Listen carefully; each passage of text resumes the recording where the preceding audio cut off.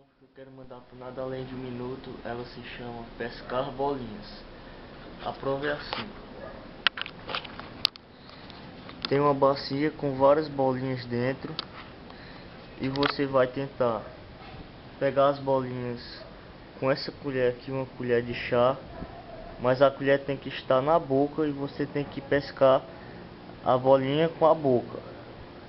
Depois que você pescar a bolinha, você terá que trazer a bolinha até outro recipiente e colocar.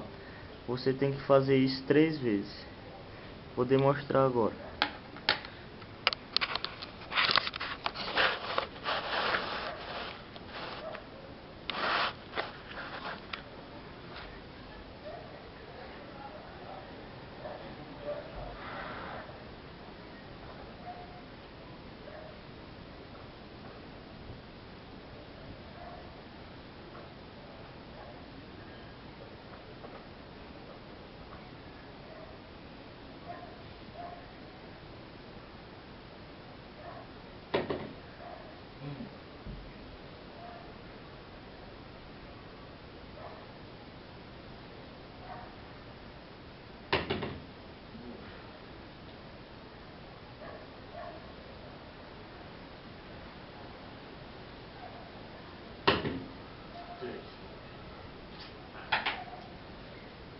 Essa foi a minha prova.